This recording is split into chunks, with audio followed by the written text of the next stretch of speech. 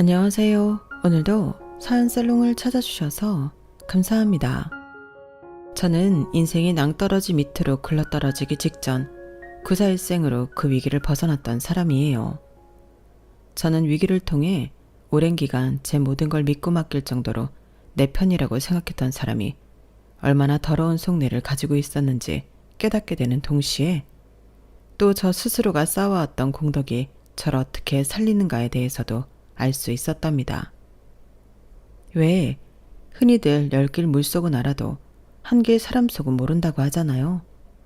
그건 악한 사람에게도 선한 사람에게도 통하는 말이었더라고요. 이야기를 시작하기 전 저의 가족관계에 대해서 먼저 설명을 들어야 할 것 같아요. 저는 저희 가족 안에서 요즘 사람들이 하나같이 질색하는 그런 역할을 도맡아 왔어요. 어려서는 집안의 장녀로 20년을 넘게 살아왔고 시집 온 이후로는 종갓집 맏며느리로 30년 가까이 살아왔죠. 지금 돌이켜 생각해보면 그 오랜 시간 동안 어떻게 그렇게 지내왔는지 제 자신도 잘 모르겠어요.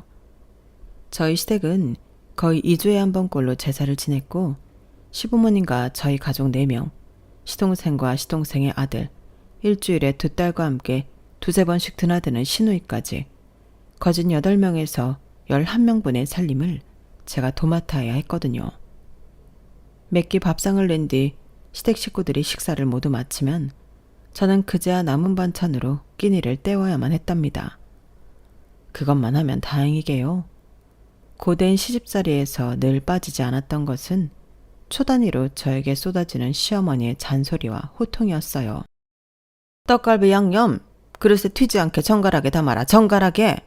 여기 벌써 양념이 튀지 않았니? 어디에 튀었다는 말씀이세요? 아무리 봐도 안 보이는데. 여기 떡갈비 그릇 안에 말이야. 얼른 주방 휴지 가지고 와서 닦아. 아, 네, 알겠습니다, 어머님. 그리고 너 이불 빨래 다시 하거라. 지난번에 제대로 팍팍 밟아서 빤 거 맞아? 네, 그렇게 했어요. 그래도 아직 완전히 깨끗해지지가 않았어. 식사 마치는 대로 전보다 더 팍팍 밟아서 빨도록 해라. 네, 어머님. 너 그리고 설거지할 때 계속 고무장갑 끼고 하는 건 아니겠지? 네, 안 해요, 어머님. 다 맨손으로 하고 있어요. 절대 고무장갑으로 하지 말아라. 안 그럼 마른 밥풀 자국 같은 거 찾아내기 힘드니까. 살림 자체도 어려웠지만 시어머니의 날이 선 지적들과 다른 시댁 식구들의 냉소적인 태도가 저를 더욱 힘들게 했죠. 그나마 버틸 수 있었던 것은 다른 가족들은 저에게 이래라 저래라 잔소리를 하진 않았다는 거예요. 그저 투명인간처럼 취급을 할 뿐이었죠.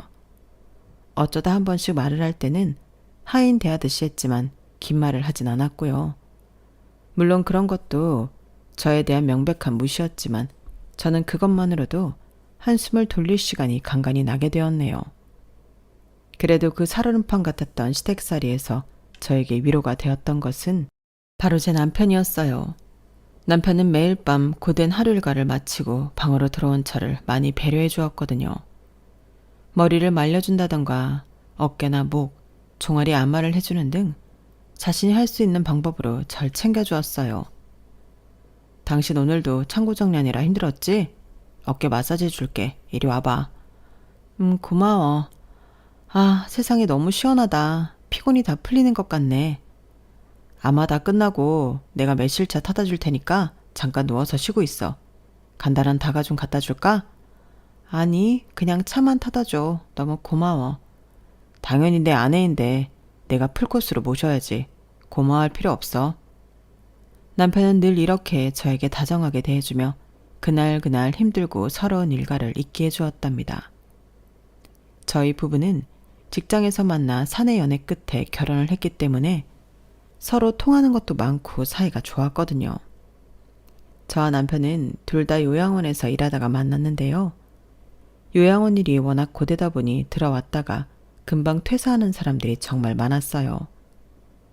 그렇지만 저와 남편은 각자의 자리에서 묵묵히 자기 할 일을 하는 사람들이었고 서로의 그런 모습에 좋은 감정이 조금씩 쌓이게 되어 결혼까지 이어진 거였어요.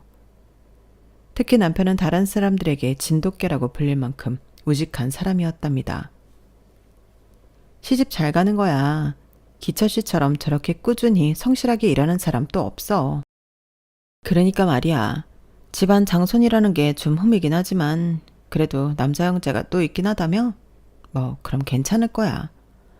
아이, 부수적인 거 얘기할 필요 없고 두 사람만 딱 봐봐. 얼마나 잘 어울려? 다른 사람 말 듣지 마. 내가 보기에 기철 씨는 자기 아내한테 잘해줄 사람이야. 저도 알아요. 이미 넘치게 잘해주고 있는걸요. 처음에 저희가 결혼한다는 소식을 알렸을 때 동료분들은 종갓집 맏며느리라는 타이틀에도 좋은 말을 많이 해주셨어요.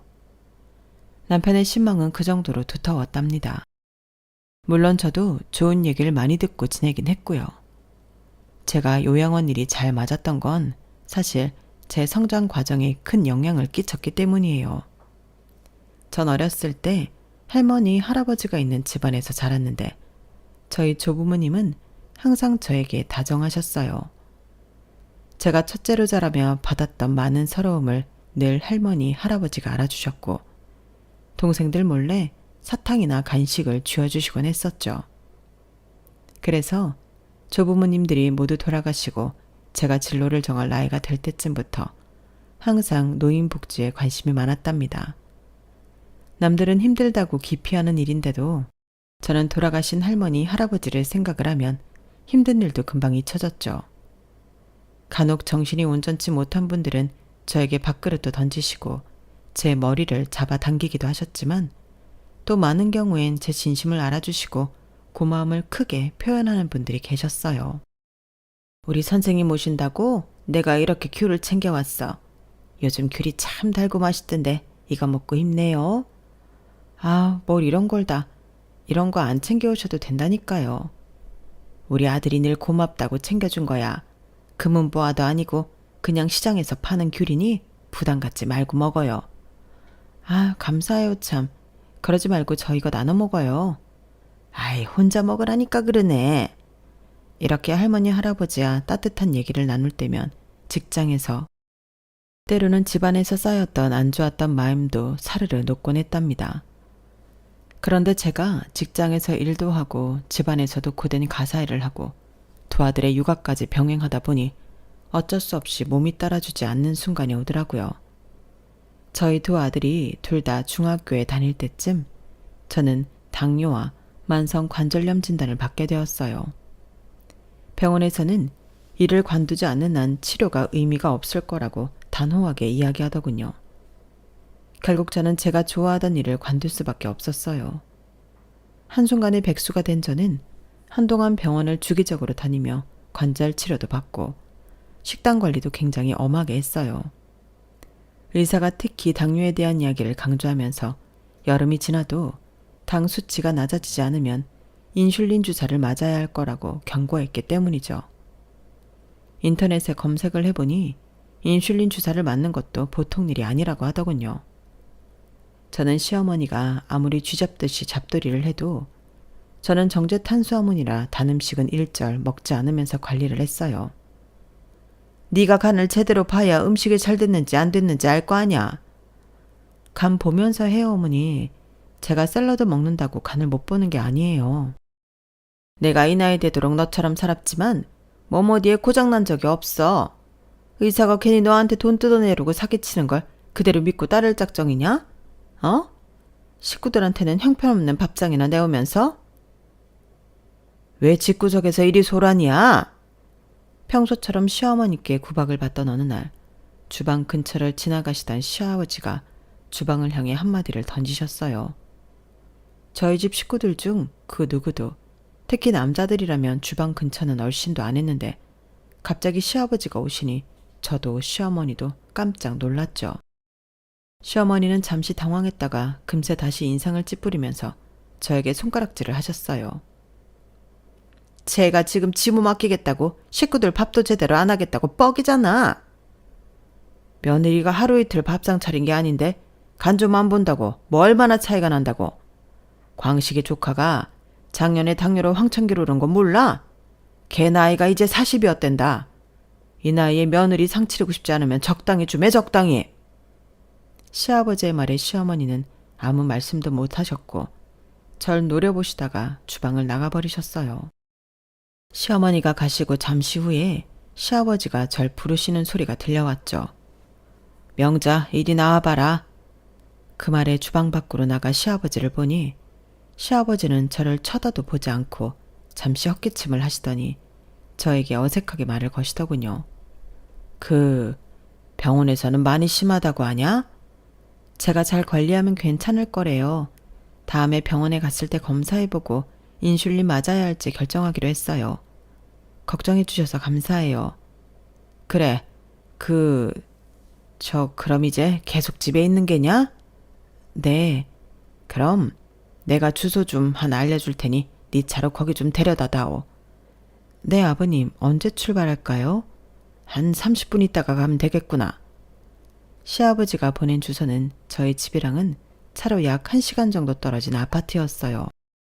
그 당시 시아버지는 척추 디스크로 수술을 받은 지 몇 개월 안 지났기 때문에 운전을 하시기 어려운 상태였거든요. 그래서 저에게 찾아와 부탁을 하신 거였어요. 운전이야 저도 어려운 건 아니니 흔쾌히 알겠다고 하고 시아버지를 태우고 그 장소로 갔습니다. 시아버지를 따라 적혀있던 아파트 안으로 들어가니 시아버지 또래 어르신이 계시더군요. 집인데도 환자용 침대에 누워있는 것이 딱 봐도 거동이 불편하신 것 같았죠. 두 분은 오랜 친구처럼 익숙하게 서로 인사를 하시고 도란도란 이야기를 나누며 바둑을 두셨어요. 저는 그동안 거실에서 쉬고 있었죠.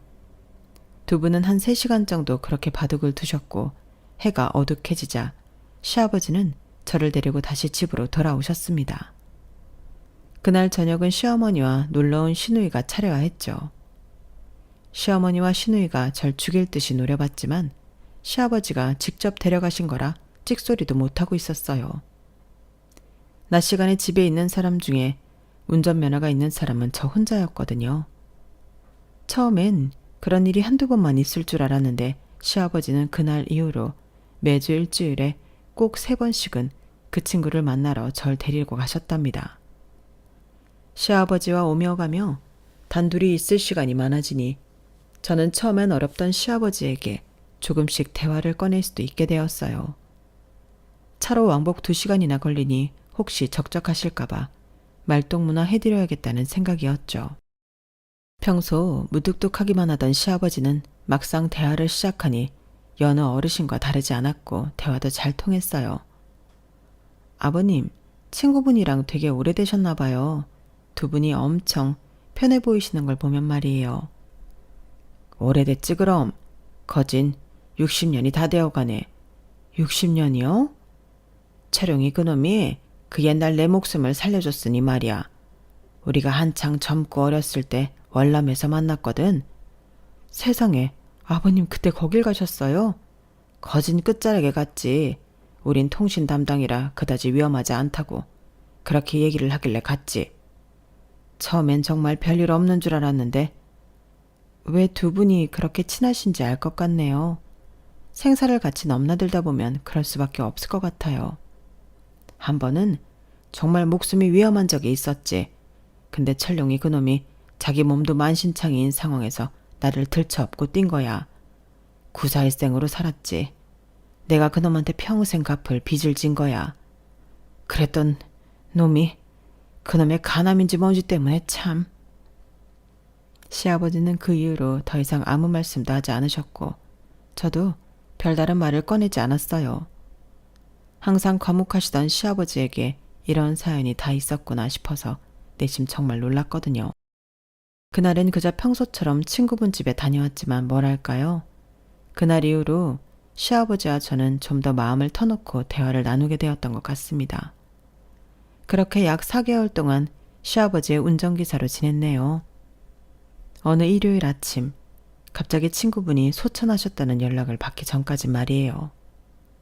시아버지는 그 연락을 받고 당신답지 않게 조금 놀라신 것 같았어요. 다른 가족들이 모두 어리둥절할 때 저는 얼른 안방으로 들어가 시아버지의 검은색 정장을 가져다 드렸고 저도 검은색 옷으로 갈아입었어요. 아버님, 제가 같이 가드릴게요. 옷만 얼른 갈아입고 나오셔요. 아, 그래. 금방 나가마. 네, 전 차에 미리 가 있을 테니 준비되시는 대로 오세요. 그 사이 저는 당장 지갑에 있던 현금도 전부 꺼내왔고 차도 미리 빼놓고 기다렸죠. 그리고 잠시 후 시아버지를 모시고 그 친구분의 장례식장을 다녀왔습니다. 시아버지와 친구분과 제대로 작별 인사를 하실 수 있게 절차적인 건 제가 옆에서 처리를 해드렸어요. 아무래도 요양원에 일하며 많은 분들이 가시는 모습을 보았지만 그날의 장례식장은 저에게도 슬프고 힘들더군요. 친구분은 제가 시아버지와 함께 그분 집에 갈 때마다 며느리도 주전부리 좀 하라며 과자나 과일을 챙겨주시던 선한 분이셨는데 말이에요. 하늘의 장난인지 아님 두 분이 마지막까지 함께할 운명이셨던 건지 장례식을 다녀오고 얼마 지나지 않아 시아버지도 암 진단을 받으셨어요. 그것도 하필 치료가 어렵다는 직장암 진단을 받으셨고 급격하게 건강이 무너져 내리셨죠. 여든을 훌쩍 넘기고도 정정하셨던 시아버지는 하루가 다르게 야유여만 가셨어요. 처음엔 항암 치료도 받고 하시더니 나중에 몸이 너무 힘드셨는지 치료를 거부하고 집에 계시기만 하셨죠. 당연하게도 그런 시아버지의 간병은 오롯이 제 몫이었어요. 시댁 식구들은 시아버지 앞에서 평소보다 더 효자 효녀 노릇을 하고 말도 이쁘게 했지만 물수건 하나 자기 손으로 빨아오는 법이 없었죠. 그리고 시아버지에게 하는 것과는 상반되게 저에겐 전보다 훨씬 더 쌀쌀맞게 대했어요. 특히 시어머니와 잔소리와 구박이 전보다 배로 늘어났죠. 식사 준비가 왜 이렇게 늦어? 지금 식구들 전부 퇴근하고 집에 와 있는데 너 지금 네 시애비 뒤치다꺼리 한다고 유세 떠는 거냐? 아니에요. 밥이랑 국만 푸면 다 돼요. 그니까 그게 왜 이리 늦냐고. 너 지금 나한테 말대꾸 하는 거냐? 네 시애비 눈에 좀 든다고 고개 빳빳이 들고 나한테 맘먹는 거야? 아니에요, 어머님 죄송해요. 금방 나간다는 말이었어요. 시어머니는 제가 시아버지를 잘 챙겨드리는 게 항상 불만이신 듯했죠. 그래도 그 오랜 세월 시어머니의 잔소리를 듣고 살았던 저인지라 그냥 대충 한 귀로 듣고 한 귀로 흘리긴 했네요. 평소보다 조금 더 피곤한 나날들이 이어지는구나 하고 말면서요. 그리고 그런 가족들의 냉소와 시어머니의 구박으로부터 시아버지는 무심하게 저에게 숨쉴 타이밍을 주셨어요. 바로 시아버지와 함께 오목을 두는 거였죠. 바둑을 모르는 저와 처음엔 오목을 두시던 시아버지는 나중에는 바둑도 조금씩 알려주시며 하루에 2-3시간은 꼭 보내곤 하셨어요. 그 시간은 저에겐 더없이 평화로운 시간이면서 동시에 가족들의 시기와 질투가 더 심해지는 시간이기도 했죠. 하루는 시동생이 들어와서 자기도 같이 바둑을 두겠다며 의자를 가지고 왔는데요. 넌 새장가는 언제 들 거냐? 나가서 3명이 새엄마 만들어줄 노래건 안 하고 왜 자꾸 집구석에 들러붙어 있어? 아버지는 왜 그런 얘기를 해요? 여자 문제는 제가 알아서 해요 좀. 간만에 옛날처럼 아버지랑 좀 놀아보려고 했건만. 됐다. 네가 내 몸 한 번을 닦아주길 하냐? 물 한 잔을 제대로 내오길 하냐? 괜히 명자 바둑 가르쳐주는 시간 방해하지 말고 나가거라. 이렇게 시아버지가 내쫓으시는 통에 무산되고 말았어요. 돌이켜 생각해보면 시아버지는 그냥 저에게 조금이나마 쉴 시간을 만들어주려고 그러셨던 것 같습니다. 저희가 바둑을 두면서 그렇게 많은 대화를 한 것도 아니었거든요.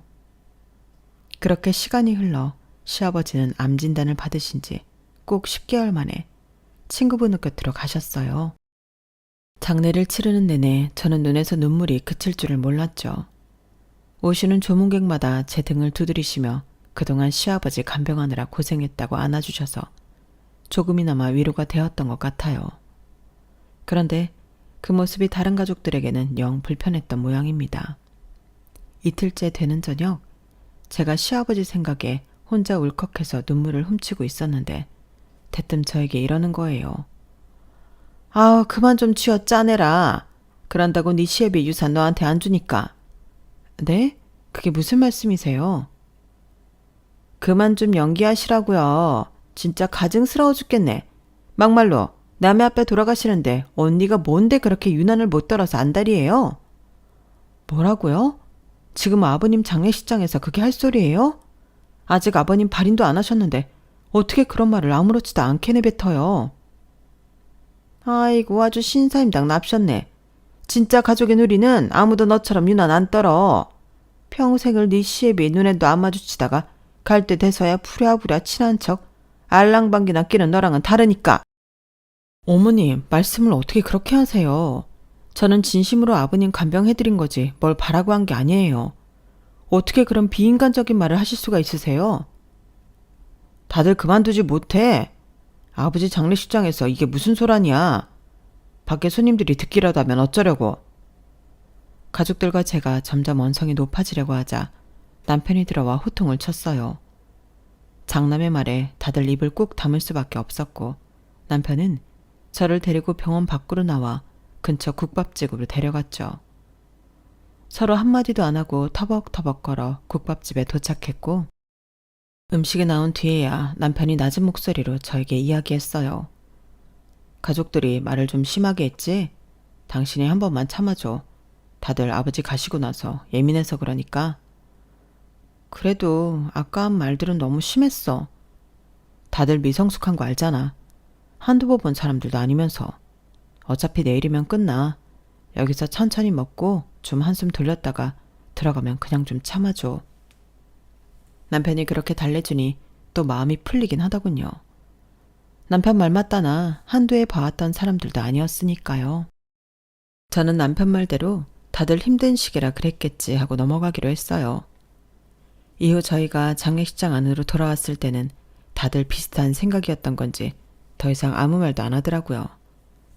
제가 먼저 아까는 저도 언성을 높여서 미안했다고 하자 시댁 가족들은 입만 삐죽거리고 대꾸하지 않았어요. 저는 어련히 다들 알아들었겠거니 하고 넘어갔습니다. 그렇게 저희는 장례식을 무사히 마칠 수 있었답니다. 이후로 3년이라는 시간이 지나갔네요. 시아버지가 돌아가신 이후로 저희 가족은 별 다를 거 없이 똑같은 나날들을 보내고 있었어요. 매번 식사 때마다 가장 상석에 앉는 사람이 이제 시아버지가 아니라 저희 남편이 된 것만 달라졌을 뿐이었죠. 1년에 20개 가까이 되는 제사에 시아버지의 제사까지 포함이 된 것도 달라진 일상 중 하나였고요. 반복되는 일상을 지내던 저에게 말도 안 되는 비현실적인 일이 발생한 건 바로 세 번째로 시아버지의 제사상을 차리던 날이었답니다. 당연히 저 혼자서 모든 음식과 제사에 필요한 세팅을 해두었고 다른 가족들은 제사 시간에만 맞춰서 찾아오기만 하면 그만이었어요. 그런데 그날따라 가족들 중 아무도 집에 먼저 들어오는 사람이 없었고 그 넓은 집안에 저 혼자만 제사상을 다 마련하게 된 거였죠.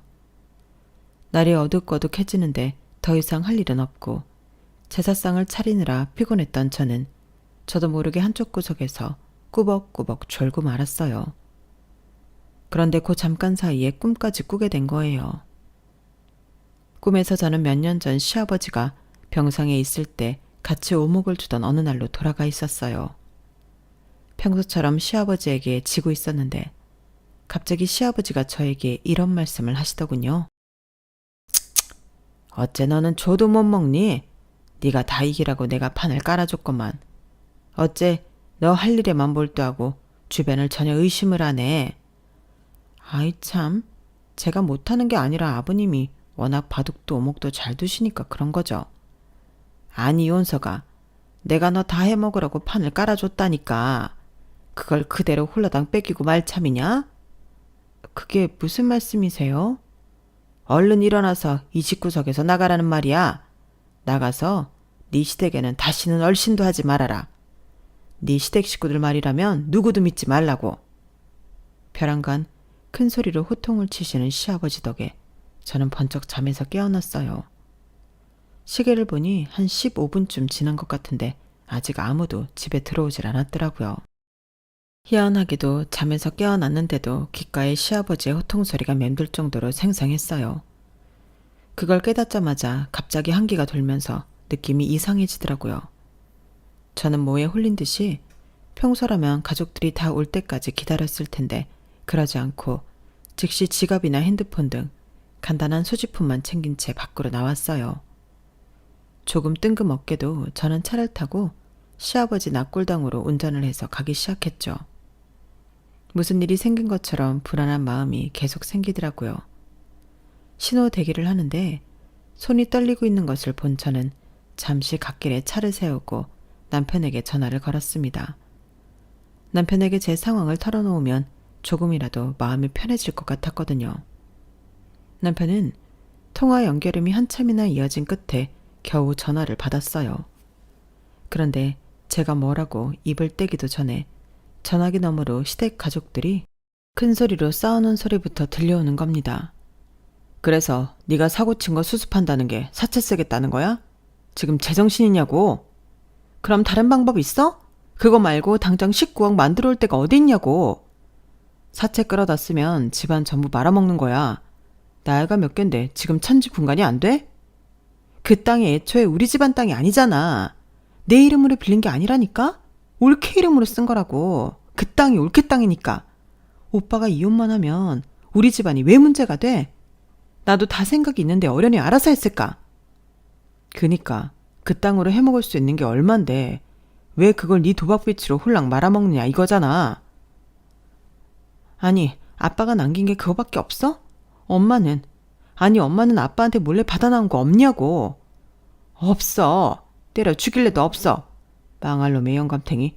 지 며느리한테는 500평이나 땅을 남겨주면서 평생 지 뒷바라지 나한테는 땡전 한 푼을 안 남겨줬다고. 털어댈 거면 니 큰오빠나 계속 털어. 니 큰오빠한테는 장남이랍시고 집이라도 한 채 넘겨줬으니. 시댁 가족들의 충격적인 대화 내용에 저는 한 손으로 입을 틀어막고 귀를 쫑긋 기울였어요. 등골이 서늘해지면서 오한이 다 들더군요. 꿈에서 시아버지가 아무도 믿지 말라며 호통을 치셨던 게 계속해서 귓가에 맴돌면서 말이에요. 그럼 오빠 집 담보로 대출 받아줄 거야? 미쳤냐? 그거 담보로 19억 땡기면 넌 앞으로 어떻게 살라고? 늙어 죽을 때까지 손가락만 빨라는 거야? 그럼 결국 오빠도 방법 없다는 소리잖아. 올케랑 이혼할 준비나 해. 난 사채 쓰는 거 말고 다른 방법 못 찾겠으니까. 그러니까 내용을 요약하자면 시아버지가 돌아가실 때 저에게 남겨주신 땅이 있었는데 그걸 담보로 시댁 가족들은 계속해서 대출을 받아왔던 거였어요. 제 명의의 제 땅임에도 저한테는 일절 아무런 말도 안 해오면서 자기들 이득만 챙겨왔던 거였죠. 그리고 이제는 도박에 빠진 신우이의 빚을 갚기 위해 제 이름을 사채까지 쓰겠다는 소리였습니다. 유일하게 내 편이라고 믿었던 남편은 자기 몫의 재산이 아까워서 신우이를 말리지도 않고 이혼 변호사를 알아봐야겠다는 말이나 했고요. 너 때문에 헛돈 쓰게 생겼으니까 이혼 변호사 비용은 네가 내. 알겠어? 참나, 그걸 왜 내가 내냐? 올케가 내겠지. 사채 쓸 때 이혼 변호사 비용도 같이 쓰면 될 거 아니야. 저기 집에 말은? 뭐야? 여보세요? 이혼 변호사를 검색하려고 핸드폰을 보게 된 것인지 남편은 그제서야 저와 통화가 연결되어 있는 걸 발견한 것 같았습니다. 저는 그대로 전화를 끊어버렸어요. 그러자 그 이후에 남편에게서 미친 듯이 전화가 오기 시작하더군요. 시어머니와 시누이에게서는 문자가 몇십 통씩 왔고요. 저는 일단 핸드폰을 끄고 벌렁거리는 심장을 부여잡고 근처에 있는 아무 모텔이나 들어가 그날 저녁을 보냈어요. 다음 날 아침에 밝자마자 날고 긴다는 이혼 변호사를 찾아갔죠. 천만다행으로 제 핸드폰은 통화 내용이 자동 녹음되었기 때문에 변호사는 제 명의의 유산을 찾아올 수도 있고 제 명의로 빚진 것도 전부 무효화할 수 있다고 말했어요. 다만 다시 집에 들어가 제 개인 서류를 전부 들고 나와야 하는데 혼자 가면 위험할지도 모르겠다고 걱정을 하더라고요. 저는 난생 처음으로 친정 동생들에게 전화를 돌렸어요. 궁지에 몰리게 되니 마지막까지 남는 건 결국 친정이더군요. 제 부탁에 남동생 2명이 선뜻 나서주었답니다. 누나가 살면서 처음으로 한 부탁인데 어떻게 안 들어줄 수 있겠냐면서 말이에요. 저는 그렇게 남동생 둘과 함께 그 강도 소굴에 다시 들어갔어요. 변호사를 만난 바로 그날 저녁이었죠. 시댁 가족들은 남동생들과 등장한 절 보자마자 저에게 달라붙으려고 하는 겁니다. 평소엔 제가 어디에 있던 말던 신경도 안 쓰던 인간들이 말이에요. 예명자야, 네가 어제 뭔가 헛들은 거다. 뭘 얼마나 들었든 그거 다 오해야. 일단 들어와서 이야기하자꾸나. 들어와서? 그래, 여보, 얼른 들어와서 앉아서 얘기하자. 차남들 오랜만이네? 차남들도 어서 들어와. 명훈이 명철이 너 이 사람들 말 들을 거 없어. 저게 저 여자가 내 시누이니까 시누이랑 남편만 너희가 좀 붙들고 있어. 제 말에 제 동생들은 곧바로 남편과 시누이를 제압했어요. 시어머니가 제 바지가랑이를 붙잡았지만 사실 80 가까이 된 할머니를 제압하는 건 저에게 쉬운 일이긴 했습니다. 저는 얼른 저희 부부방으로 문을 잠그고 들어가 변호사가 말한 모든 서류를 챙겼답니다. 찍어 오라던 사진도 전부 찍었고요. 제가 필요한 걸 다 챙겨 나오자 시어머니가 부른 건지 시동생이 헐레벌떡 뛰어오고 있더군요. 지금 뭐 하는 거야?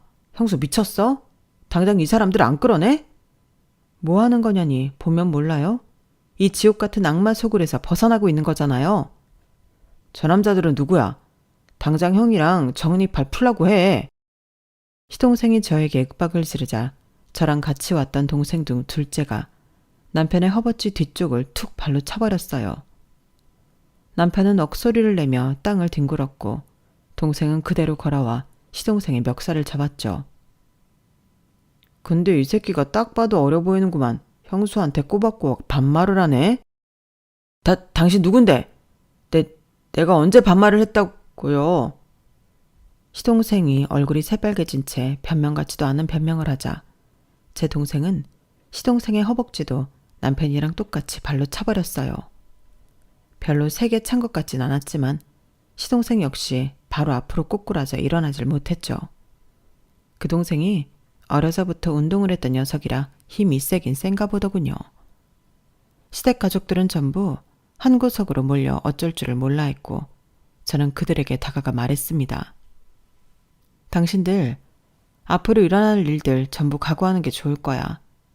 내가 그동안 이 집안에서 부엌대기로만 살아오니까 날 아주 만만하게 본 모양인데 어떻게 사람의 탈을 쓰고 나한테 이딴 짓을 저지를 수가 있어. 내가 당신들이 빼앗아간 내 땅 전부 되찾고 빚도 전부 당신들한테 제대로 되돌아가게 해줄 테니까 각오해. 여보, 내 말 좀 들어줘. 당신 화난 거 알겠고 우리가 다 미안하다고. 제발 이성을 좀 찾고 얘기를. 남편의 말이 다 끝나기도 전에 그 가증스러운 인간의 뺨을 제대로 후려 쳐버렸어요. 어차피 이혼 변호사는 알아볼 참이었다며? 겉이랑 속이 다른 당신이 이 망할 집구석에서 제일 교활해. 허튼 소리 하지 말고 당신 말 맞다나 나랑 이혼할 준비나 해. 저는 씩씩대며 그 집안을 그대로 놔버렸어요. 뒤따라온 동생들이 제 등을 토닥이며 위로해주어서 조금은 마음이 따뜻해졌네요. 저는 그 뒤로 눈코 뜰 새 없이 바쁘게 지냈어요. 시댁 식구들이 저에게 저지른 죄를 하나하나 국가에 알리느라 발바닥에 땀이 나도록 돌아다녀야만 했죠. 시댁 가족들이 지난 3년간 저질러 왔던 죄를 전부 밝혀보니 어마어마하더군요. 시아버지가 공증까지 미리 받으시면서 저에게 남겨주신 임야 500평의 땅으로 할 수 있는 모든 걸 한 것만 같았어요. 그 땅을 담보로 시어머니, 시동생, 시누이 모두 대출을 당겼었고 심지어 그들이 대출을 받을 수 있게 문서를 위조하는 걸 도운 건 제 남편이었어요. 제가 열심히 돌아다닌 덕에 돈을 빌려줬던 대출 기관들도 모두 대출 서류가 위조된 것임을 인정했고 심지어 그 기관들을 통해서 대출을 받으려 왔던 사람들의 신원 정보도 파악할 수가 있었어요. 놀랄 것도 없이 그 신원들은 전부 시댁 식구들이었죠. 이 사람들이 돈 좀 빌리자고 너무나 많은 불법 행위들을 저지르다 보니 처음 범죄를 저지른 것임에도 실형을 면할 수가 없게 되었어요. 시댁 식구들은 결국 나란히 감방으로 끌려갈 수밖에 없었죠. 그리고 시아버지께 받은 상속분을 은닉하려고 했던 남편은 자기 몫의 상속 재산도 전부 빼앗기게 되었답니다. 과하게 욕심을 부리다가 자기가 가진 것까지 빼앗기고 만 거였죠. 하긴 남편에게 집이 있어봤자 무슨 소용이겠나요? 어차피 이제 감옥에서 먹고 자고 할 텐데요. 그렇게 시댁 가족들을 전부 감방으로 보내버린 뒤 저는 시아버지의 유산인 집과 땅을 모두 팔았고 지금은 시댁 가족들이랑 아무런 연관이 없는 지역으로 이사를 와서 여유롭게 살고 있답니다. 오전마다 요크루트 배달을 하면서요.